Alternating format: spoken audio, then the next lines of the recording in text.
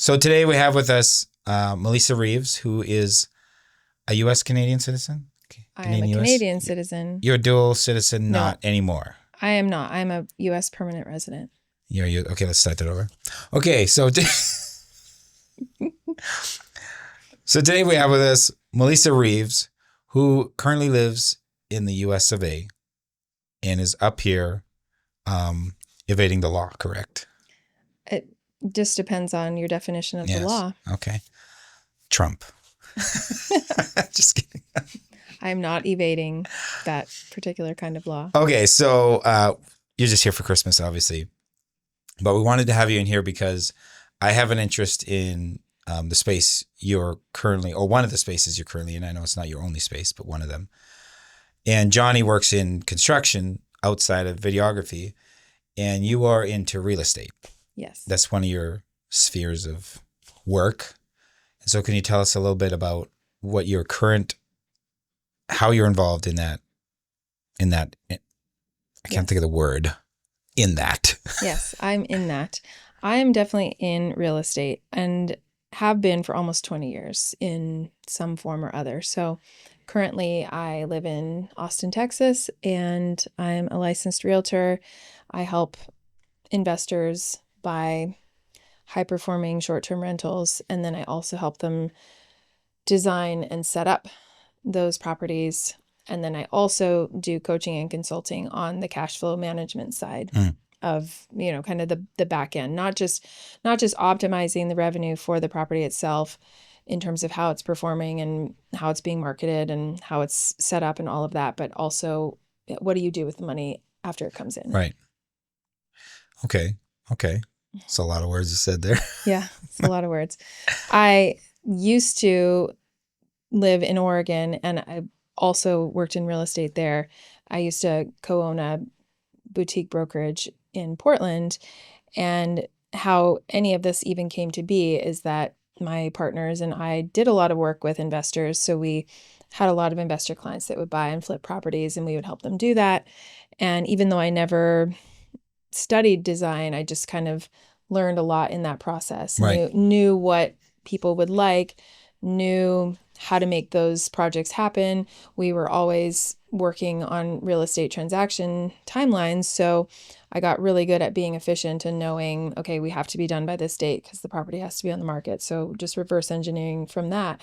And I think that has been probably my greatest asset in the work that I do, is having that not just commitment to the timeline, but really understanding how to reverse engineer something to be done by a certain time. Right. So you can come into a deal and almost not necessarily knowing all the finest details of it, but just knowing, okay, if this is kind of what they want, then this is what we're going to have to do to get this deal done. Yeah. And that probably makes you, I would assume, a fairly desirable business partner to work with, I would assume. Yeah, I would like to think so. Anyways. I mean, the clients that I work with do appreciate that. And I think for me, there's always stuff that comes up in a project that you don't know is going to come up.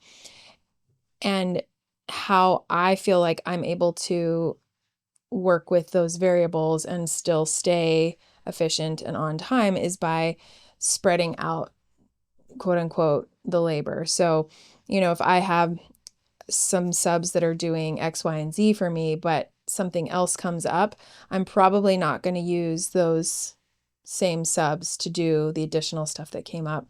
I'm probably going to find someone else to come and do that so that it doesn't necessarily delay us. Right. It doesn't interfere with your timeline. Yeah, because the people that are already working on X, Y, and Z need the time that we have allocated to be able to get that work done. So if I put more on their plate, it's just going to delay us. Hold on. This is just slowly saying over time. It should be doing that, but what it is. But it is. Eventually gets to the point where Yeah. you feel like right down here. We don't want that. So I've been saying that. Okay, so you're like, and maybe you said so much at the start, you probably, even said this, but you're actually like involved with the hiring of the subcontractors, who's involved, and even bringing back like contractors you've worked with in the past to do great work. So you realize you want to work with them again. So you're Yeah. involved in even like the finer detailed side of that. Are you involved in like negotiating prices, or you just bring them in and say, I mean, I know you guys well enough that whatever it is, it is. I do. Sometimes it depends. I mean, some of the main guys that I work with, I know that their price is going to be good. My clients are already on a fast timeline, and so I will get a price from them, pass that on to the client, and unless there's some reason to think that we should be getting a second quote, I'm not doing that. There are other things that are either more peripheral or sometimes that I'm not doing as regularly, like if we need pool repairs or, landscaping is a notorious one where I'm going to always get multiple quotes for landscaping because the range can just be so high. And that seems to work. There are things that I don't need to bid out and there are things that I do. Right. Do you find that when the contractor knows, or I guess subcontractor knows when it's a job that needs to be done quickly, do you find there's not price gouging, but do you find the price is higher generally for the contractors you use because of the timelines that need to be completed, or do you find it's just that hasn't been my experience? Hasn't been the experience. I do think that is somewhat common. I haven't had that experience.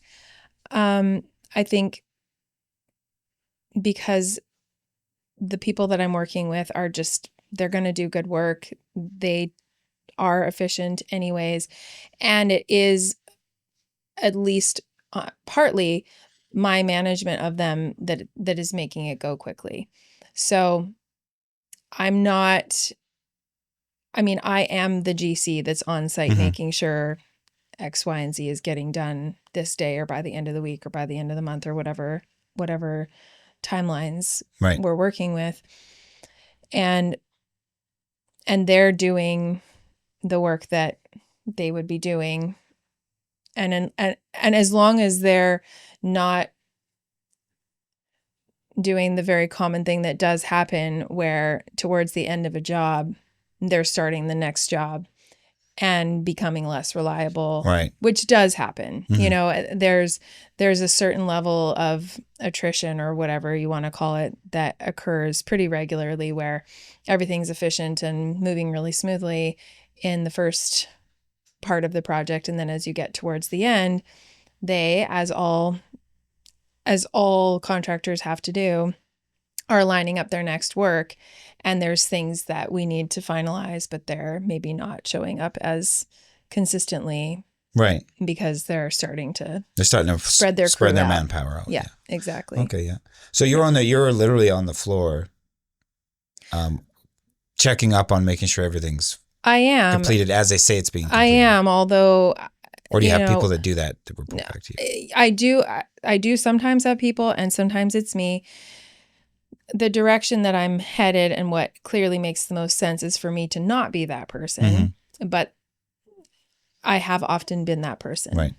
Yes. So would you like to get to the point where you are able to basically send out a crew that manages that for you? Like not so much like they report to you and they say, this is all that's being done. And you just get to, because you trust them, because you're paying them well to do what they're doing.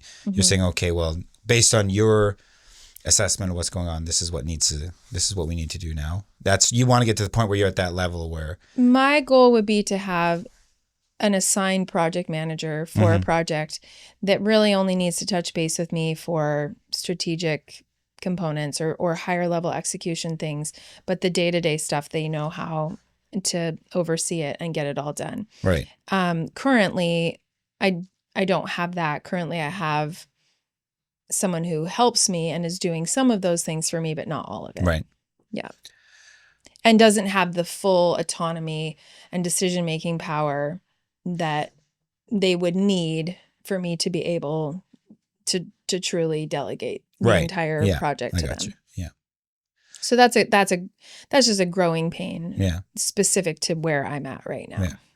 So what is your average? I mean, I know saying your average it'd be tough to bring it down, but what would your sort of average timeline be from when the deal closes on a property to when you have to have it, all the renovations done and when they want to be able to open it up to rent?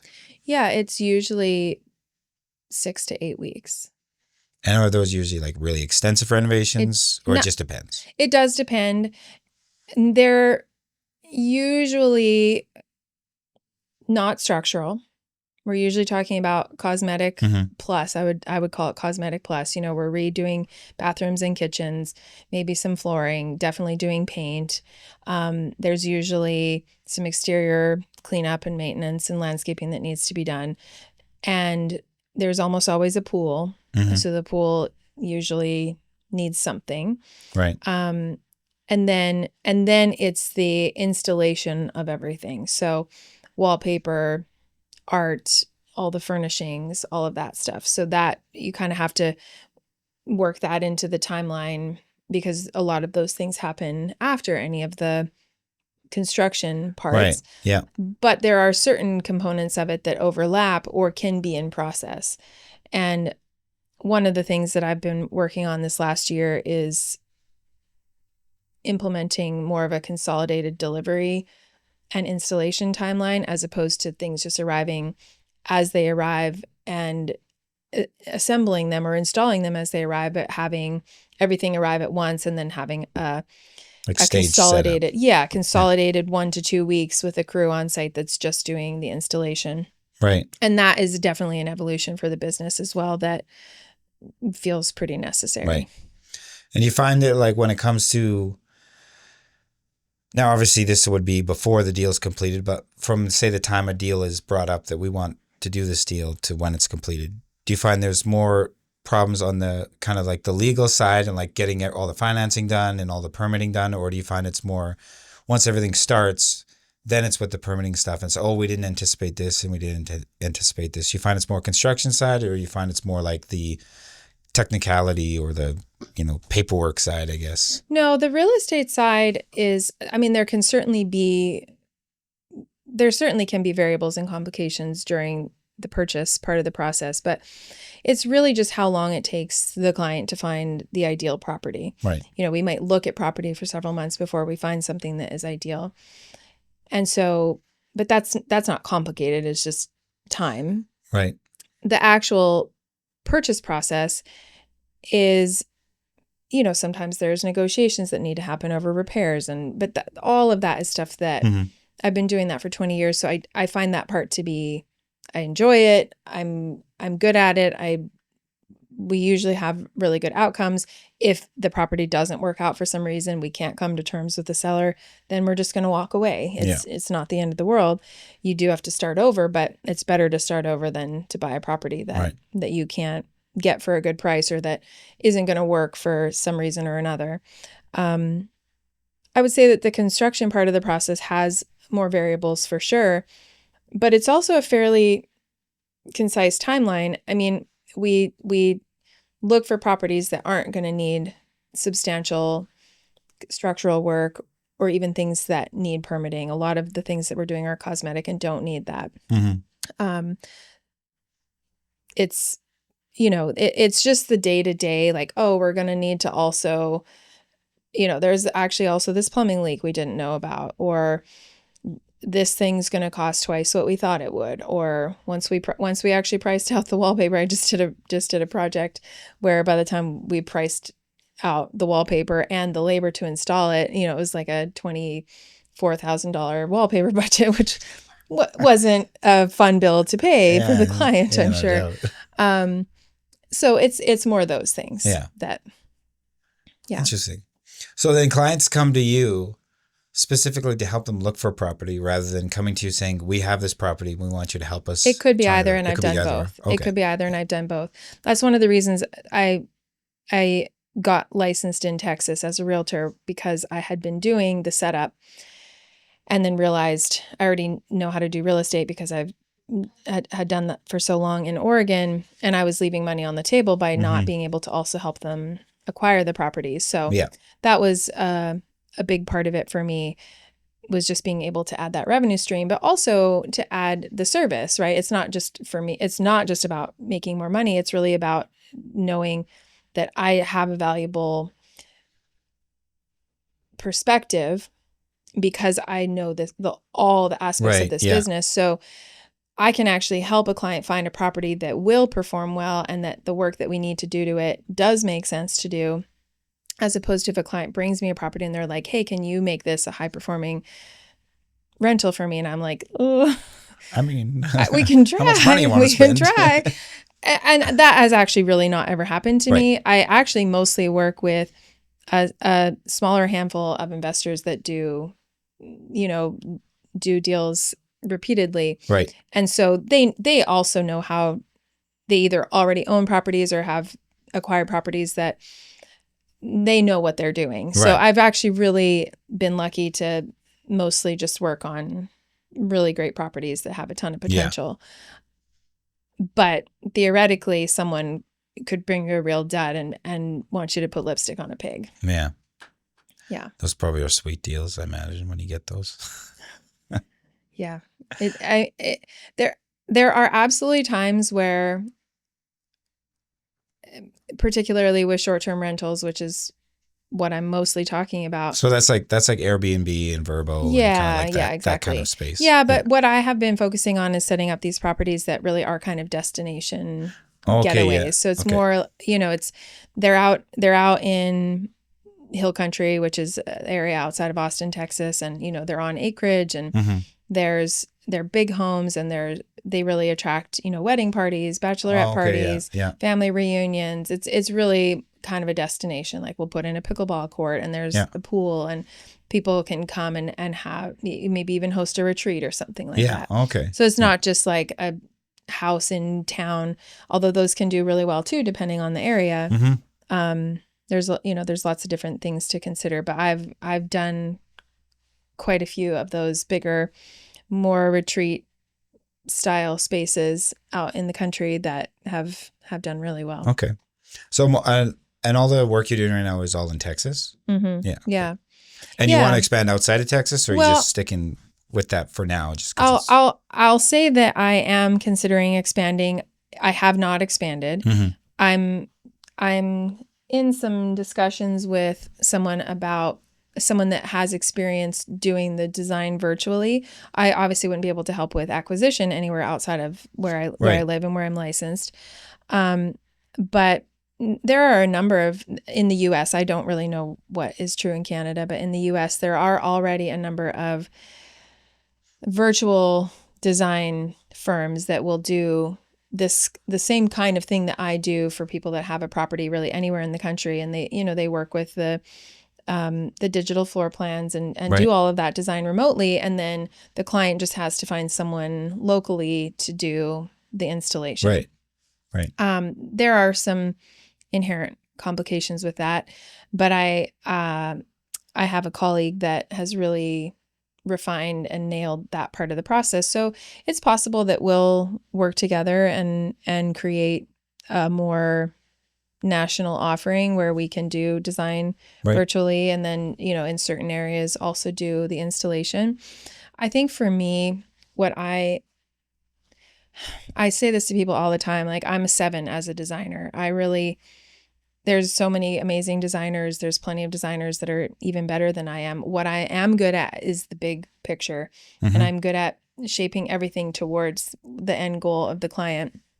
And so for me, I think the smartest use of my time and my abilities is to really stay in that more consultative role where I'm really helping the client think about the big picture. And because I do the cash flow management coaching as well, that's a piece that's unique. Yeah.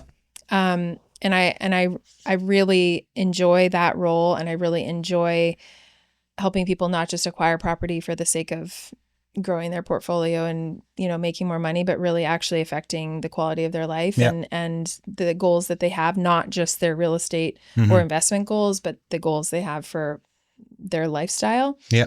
So I think, over the next year, my focus is really to continue to find the right collaborations with people that can, for example, with the design, not anyone can do the design, but lots of people can do the design. It doesn't necessarily need to be me. Right. Maybe I can have a big picture role looking at, okay, well, the property needs to have these things. This is what the experience needs to be for the guest. Here's how we really want to curate that overall design aesthetic and feel, but who's picking the tile and the carpet and the wallpaper? It doesn't need to be Right. me. Right. Yeah. There is a degree of like, you were speaking to not necessarily being like the top, considering yourself to be the greatest designer. There's a degree of, you don't necessarily have to be the best at something, but you have to want to be the best at it in terms of Yeah. like, you want to be the most versatile at what you do. Not necessarily the top dog, but just you love it and you like to do it and like you put your heart into doing it. And people notice that. I've noticed a lot more than necessarily somebody being the best at something, because there are people that are the best at stuff. Yeah. But sometimes they're lacking in other fields or they're really hard to work with. But then when you're good at something, but like you just like, it's just what you love to do, whether you're the best at it. Now, being a 7 obviously is better than a 1. You don't want to hire a 1. You probably don't ever want anyone that's a 2 at anything. But you come with so much other stuff, so much other knowledge and so much more experience that even though maybe you're not a 9 or a 10, you're 7 and how much you love doing that and helping people design and helping them acquire the property and helping them find finance and just consulting them saying, yeah, this is probably not the best because this, you might run into this, makes you so much more valuable. Yeah. Even though you're maybe not the top designer, but you would be considered more valuable or more desirable to work with because you come with all that extra stuff. I think that what you're bringing up is a very interesting point, and it's something that is very important for entrepreneurs to figure out, because it's this balance between versatility and specialization. Yeah. And I'm sure you've heard of the idea of, 10,000 hours, right? Mastery being this idea that if you've spent 10,000 hours devoted to developing, cultivating a particular skill, you're likely to have achieved what we might call mastery. Mm-hmm. And that's very true. But you've probably also heard the phrase, jack of all trades, master of none. Yeah. But you know what the actual original saying the rest is? of the phrase? The actual, and I might not get it exactly right, but the actual phrase was better to be a jack of all trades than a master of none. Yeah. And so we have kind of these, supposedly paradoxical ideas that it is really important to achieve mastery and to be so good at something that you can really kind of command that space. And then also, especially in our modern landscape where to be an entrepreneur it's not as simple as just being the best shoemaker in town and everybody knows about you. You have to be good at running the business and managing the business. You have to be good at getting your name out there. You have to be good at paying the bills and running the software and doing all the things. So there's some versatility that's really required. And it's kind of sometimes hard to know when to pivot. Like when is it time to say, okay, coming back to the design thing.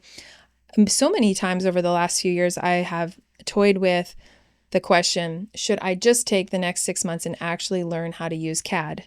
The sort of building block program that an architect or a true designer that had gone to school would know how to use. I do not know how to use CAD. I don't either. And there are times where it really feels like it's holding me back. But I always come back to this thing that I'm talking about right now, which is that I actually don't need to become a better designer. I do need to become a better business owner. I do need to become a better client relationship manager, all of these things. And I think you do have to be good enough, kind of getting back to what you were saying, you have to be good enough at a variety of things so that people know that they can trust you. Yeah. I mean, we were talking about this before we started recording, but I actually do have quite a bit of experience editing audio and video files because my ex-husband, who was an audio and video person, wouldn't do it for me. He would say, you need to know how to do this, not so that you can do it forever and not so that it can be your thing, but so that when you go to hire someone and you need them to do this particular thing for you, you know what you're asking for. Yeah. You know if it's good or not. You know how to test it, and you know how to say to them, actually, no, I need it to do this instead. Right. And I think that was really valuable for me, is still valuable for me. Even with design, I need to be good enough that I can say to the person who's drawing my plans. No, I need it to be like this, Right. or great job, and actually know that it's good and going to work for what we're looking for. So it is really a balance between the versatility and the specialization. So if you, this is not random, but not necessarily along the lines we're talking about, but if you could hire a designer you trusted, like just somebody who you could straight up be like, this person's basically, a man or woman after my own heart, would you just hire a designer to take that from me? Or do you I just, would 100%. you would? Yeah. I absolutely would. I think it's clear to me, and I even recently, after doing a job that I just didn't make enough money on, to just be real brutally frank, I designed a spreadsheet that not only helps me reverse engineer what I need to charge for a project and do a better job of that, but directly compares that against what my other revenue streams are, so that I can see what is the best use of my time. And even if I charge this amount, is it at what point am I charging enough that this is worth my time to be spending even 5 hours a week on this project, and being really actually honest and accurate about what my time investment is. Yeah. Because if I'm investing, I'm actually trading my labor, my time for money on this project in a substantial way that's not just strategic and not just high level execution, but actually on site, not doing other things. Because that's what you always have to think about. Like, it's not just what am I doing with this time, it's what am I not able to do with this time because of how you're busy I'm spending with this. it. Exactly. So if that's the case, what is it really costing me? What is that opportunity it costs actually in dollars? And you'll never know to the penny, but you can know pretty close how much this is costing. So you're basically kind of saying, knowing or having a general idea of how much an hour you're worth, and at what point do you say, this is what I should hand this off to somebody else because I'm paying myself too little to be doing this task. And not only am I paying myself too little, but the time that I cannot spend generating these other higher leverage income, this other higher leverage skill, it's not worth it. Or this is how much I need to charge for it to be worth it. And then you're in the question of will a client pay that, right? So for me, a client probably isn't going to pay at this point, isn't going to be able to pay what it's worth for me to be doing that design work. Not because I'm the best designer. Coming back to that same idea. I'm not the best designer, but I have other skills that I can make more money doing. So I would have to charge so much for it to be worth it, that it's better for me to either not do that work at all or have someone that I pay and I'm just taking a piece off the top. So if I can actually do that in a skilled way where I don't still get sucked in and have to do all this labor that I haven't charged for because I didn't include that in my pricing because I was expecting to just pay a project manager and only do strategic work. And that's the literal pivot growth point that I'm at in my business right now is figuring out that part. So to be clear, not figured out yet, figuring it out as we speak, solving it on the go. Yes. So, okay. Do you have a hard time with micromanaging, or do you find like it's fairly easy for you to allocate or delegate tasks, or do you because I have a hard time, Johnny can attest to this. I'm to a degree quite a micromanager, and it's hard for me to step back and let somebody manage it. And then even when you see a mistake, be like, okay, just wait.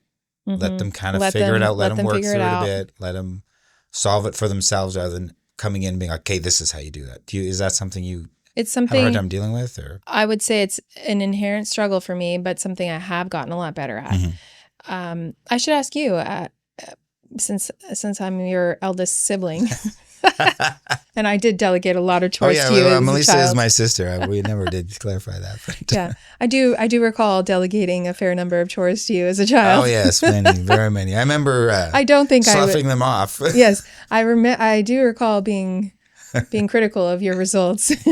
Very critical, yes, very. But to be fair, I did a you did a poor job of them.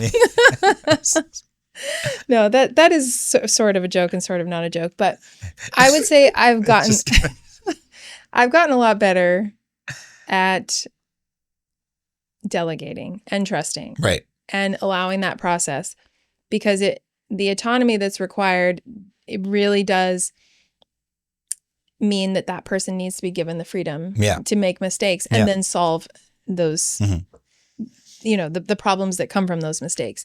And if you just step in and try to make it better, there's a moral, like, no, sorry, not moral, morale. That's what I meant to say. Yes. There's a morale perspective that even though people appreciate you stepping in, at the same time, it's kind of like, I don't trust you enough that I think your skill set's going to be able to solve it, even though it's an issue. Yeah. So but you're kind of tearing them down, but not on purpose. You also but have to provide enough support it's true. for them to have the resources to figure out the problem, right? So that's what I feel like is just a leadership question. And I don't think that I have this cornered in any way, but I do feel like I've learned a lot about doing that over the years. Mm-hmm.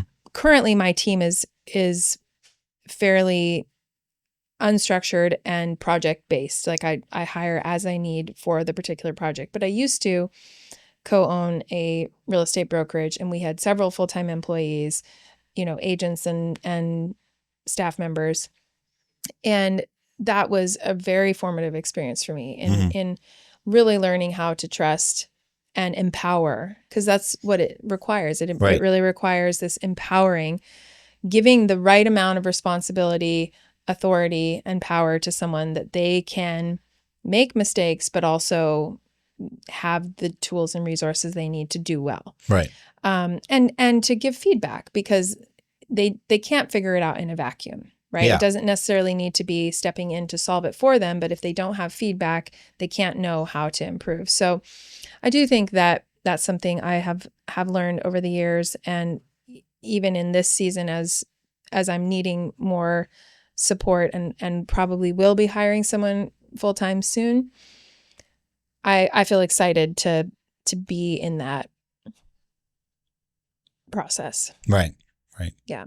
Nice. It is hard. It's really hard when you trust yourself to do something, but it's an illusion. It is an illusion. It's easy to do, I think, for almost anyone, but certainly people that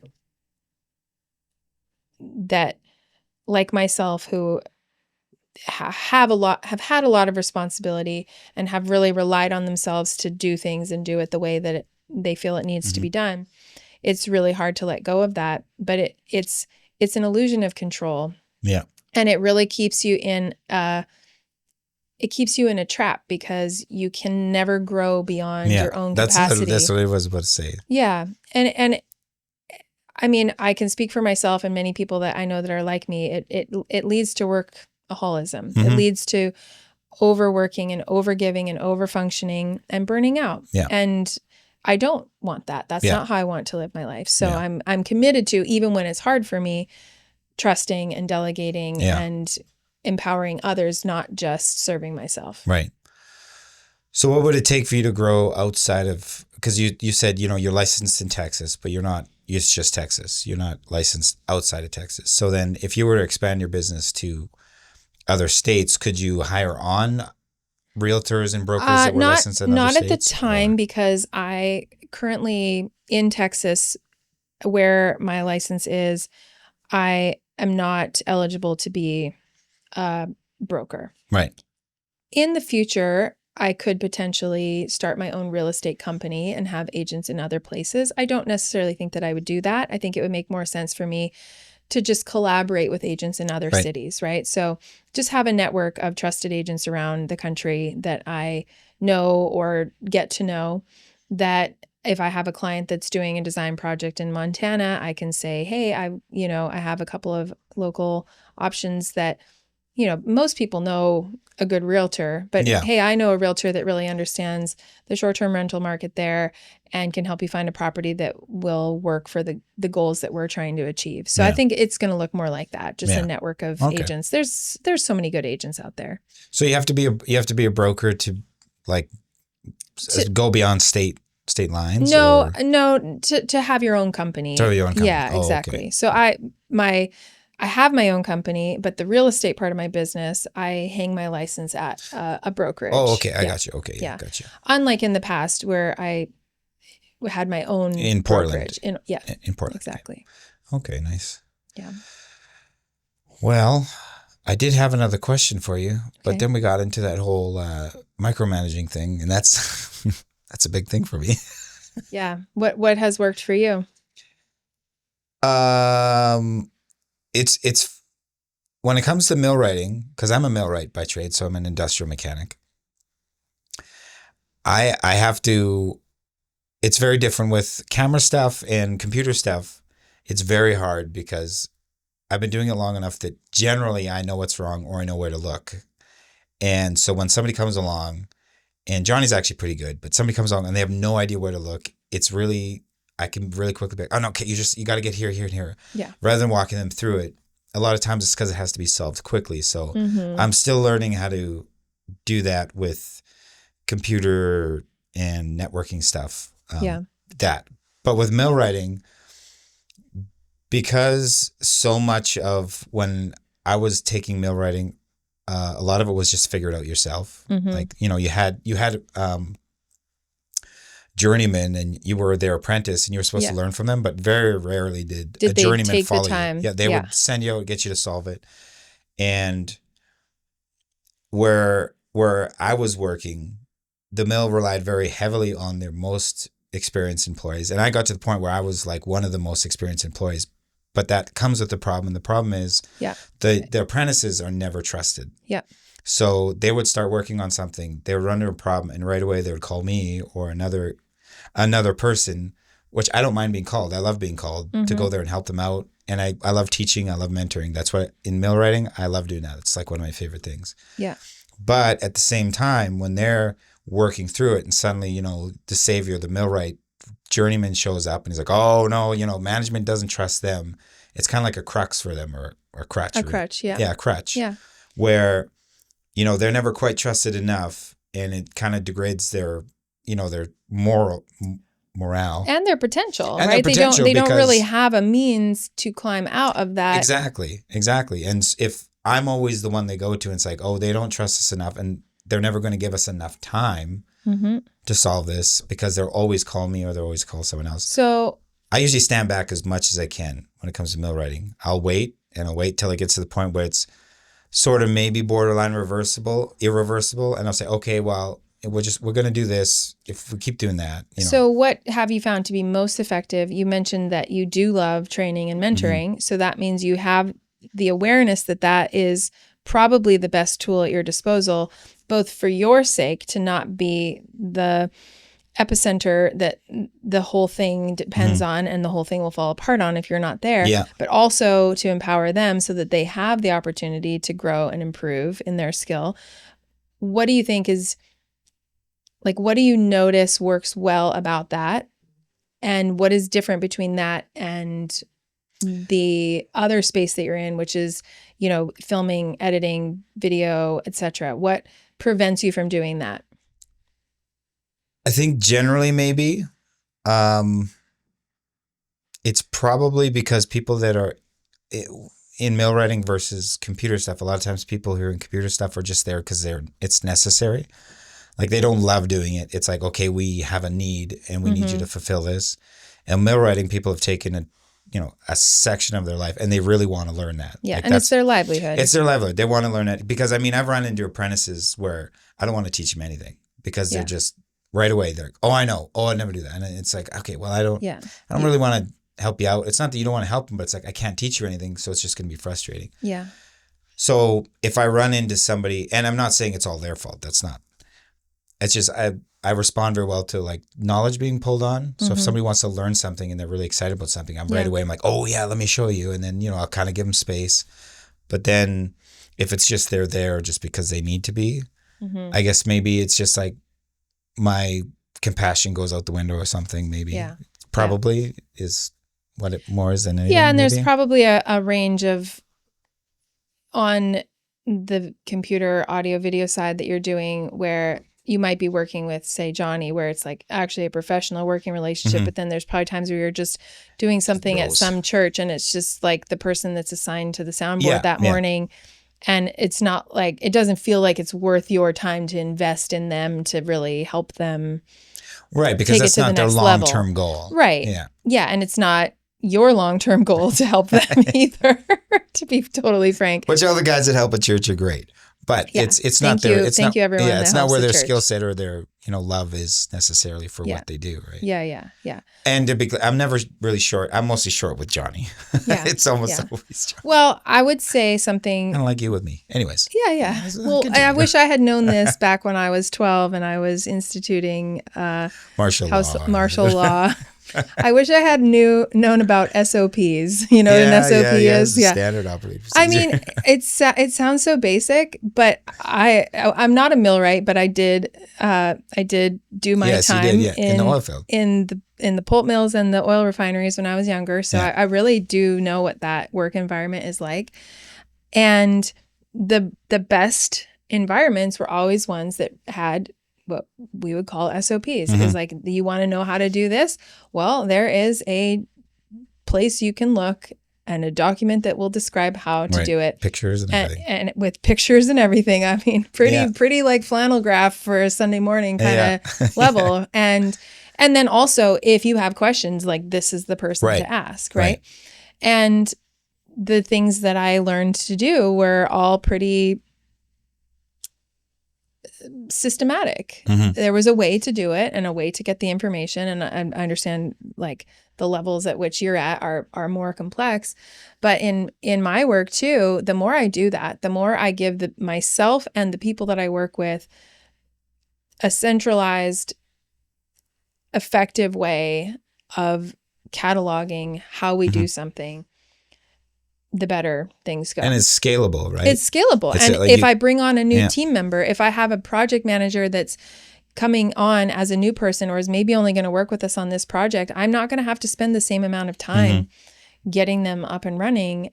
I can share with them how we do things, and they can reference that before they even ever have to bring a question to me, which I do value that. I do value someone that's going to be resourceful and try to figure things out on their own before they come to me.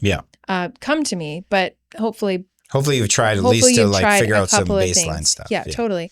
And maybe this is going a little bit too far. I don't know how you feel about AI and ChatGPT, but you can. Devil. It's the devil. Oh no. Skynet. You can create a custom GPT that has all of your SOPs and is essentially a working conversation Terminator. piece. Yeah, Terminator. Exactly. Again, you don't have to take this advice, but someone can say, "Hey, what do I do in this situation?" And it's literally programmed with your knowledge of how to, when we film this kind of thing, this is what we do. And when we export this is how we do it. And when we're, sending data files to a client, this is how we do it. And all of that's in there, not in a really referenceable way, because you can have a conversation with it. So just putting that out there. No, that's actually, I've really, I didn't know you couldn't necessarily program them for your own. Oh goodness, yes, you can. Yes, you can. I mean, that has changed my business. I have custom GPTs for all the different things. I have a custom GPT that helps me look at the potential of a property. I have a custom GPT that helps me with, Do you marketing. build those yourself, or do you get somebody to build it for you? No, I have built them myself, but I did take a course teaching me how to do it. You have to teach us that course. Yeah, I can share some of that. So continue anyways. Yeah. I mean, that was all I was going to say. Not everyone's going to want to do that, but I think that for things that you want to be really referenceable, there's value in putting the information together in that way. That is actually a great idea because, especially with church, you kind of always have sort of different people. And like I said, their passion isn't necessarily that area. But a lot of times if we're not there, it's a scramble. There's some troubleshooting. So then if you're able to troubleshoot and say, hey, I need to know how to do this, and it'll tell them what our procedure is. Because we've thought about doing videos, but then we're like, where do we start with videos? Like, totally. That's a lot of work. Yeah, and you can share all of your data, all of your processes. There's so much that you can put in there that will inform how it's going to troubleshoot with someone. And then plus it just has its own knowledge base. I mean, I just watched my son go through somehow wiping the hard drive on his gaming PC, using ChatGPT to help him to recover it. And he had no idea what he was doing. He's not a obviously he deleted programmer. But it's, like it has its own, it's not its own. It comes from, Yeah, no, but but there's more information there. It knows more than just what you're going to tell it about your video right. processing. It has a larger pool than what you've designed it to. Exactly. Yeah. So take that for what it's worth, but SOPs. Yeah.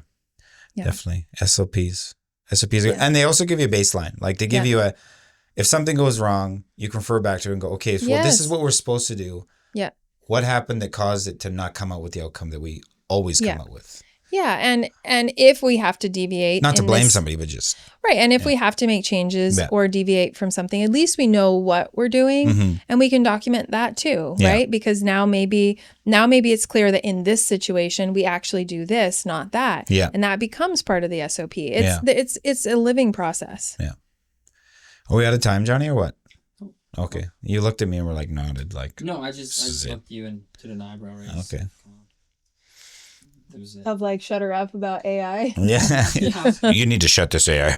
No, that was really good. I never knew that you could do that with I don't know. It's actually really easy to do. Okay, well, I'll totally show you how. Yeah, you should totally show us how, because that would be actually super useful. Yeah. Yeah. Yeah. So what would you say when getting into real estate and into just like investment stuff, not necessarily the huge, in terms of what somebody just starting out would be, huge scale that you're at. But if I'm not at a huge scale. No, I know. But like if say like me, where I have my house and that's all I have, and I wanted to get into investing, what was the biggest aha moment from like a small perspective, not planning on scaling to huge, but just that like you realized was a game changer for you potentially? I mean, I think so many people do what I know you have considered doing, which is, your first house becomes your first investment property, right? You, at some point, you go and buy another home and you keep this one and it becomes a rental. Yeah. And that doesn't always work and it doesn't always make sense financially, but a lot of times it does, because if you've owned this home for long enough, there's a good chance that your monthly nut on this is low enough that you can rent this out at current market rents, whether short or long term, probably long term in this area, but yeah. That is a common and really intelligent first move for someone that wants to grow in real estate. Right. And then from there, it really just takes being really intentional, having an actual cash flow management plan with your life, whatever your business is, whatever, if, let's say you have bought another property and your first home becomes a rental, being really intentional with what you're doing with your money, where it's going, how you're allocating that. And if it's your goal to continue investing in real estate in any of the ways that that's possible, you have to actually know what, if a investment property in your area is going to cost you $250,000 and you're going to need to put 20% down, then that's your goal. You have to put that money aside and ideally figure out a timeline by which you'd like to do that. And you have to orient your life towards that in some way, right? You have to be generating the revenue that allows you to put that money aside. You have to be not spending too much that it eats up whatever your discretionary income is, to be able to be saving towards your future, whether that's real estate investment or any other kind. You have to have discretionary spending in check. That's everyone, including Warren Buffett, has a limit on what they can spend if they want, to not be going in debt and using all of their resources. So I think that is the key, whether you end up with 2 properties or, 2,500, like some investors that have been really successful they know what their goals are and they're willing to make whatever sacrifices they might have to make in the short term. I remember that my first real estate job was I worked for a developer and a brokerage owner, and this isn't, he probably didn't even coin this exact term, the specific language of it, but he just said an investment is a present sacrifice for a future benefit. If there's not a sacrifice, like, it's not just the future benefit. If it doesn't have both of those parts, if you're not presently sacrificing something for that future benefit, it's, Right. That's how there's something you're going to sacrifice, even if it's just that the $250 that we're putting aside a month towards this isn't getting spent on coffee or McDonald's or clothes or computer equipment or Hey. whatever, right? Whatever it is. Yeah, I know. There's something you will sacrifice. Yeah. I don't necessarily mean a super painful sacrifice. I don't mean like our kids don't go to school or we don't feed ourselves. But no, but it costs something. It costs something. Yeah. You're sacrificing something. Yeah. So I think that's all it really comes down to. You have to discern and identify what those goals are for you, for your family, and you have to be committed to those goals. You have to be willing to make the sacrifices necessary. And there's some strategy along the way of like I just said, a lot of times people buy their next home and then their first home becomes their first rental, right? Yeah. Once you've crossed that threshold, it's pretty easy to buy more property. You start feeling more confident doing it. You have more building equity. You're building equity. You have the confidence in what it looks like to own and manage and pay for multiple properties. You start to, you've already had tenants, so it's not like you're not familiar with that. Yeah. But, you start to get really confident in managing tenants and what does it look like if the property is vacant for 3 months, because that can happen, right? And you start building that into your numbers. And that's what I help investors do. I help them look really critically at, not just what you could make or what you think you'll make, but what are you actually probably going to make, and what does it really cost to take care of this property? What are the unexpected things that you're not thinking about, so we can factor those in and make sure that you actually know what the potential return of this could be. And then there's other things that, we think about in terms of how a person is financing those properties, making sure that you're,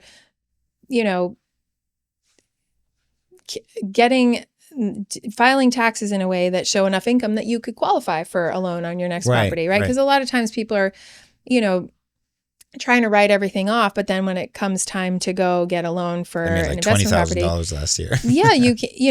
you can't qualify for the mortgage because you're not showing enough money on paper. So it's this fine line of, you want to write off the things that you can, but you don't want to overdo it because you need to actually show income. So, it's little things like that too, that can help people kind of lay the foundation so that when they have the money and the capacity to do it, the ducks are in a row. Yeah. Well, I think that's it. Okay. Are we out of time? We're not? We're close? No. Oh, we still got 59 minutes, so. Oh, really? Wow. 59 minutes. 59 minutes, yeah. I think it is supper time, though. Mm-hmm. Is it? Yeah.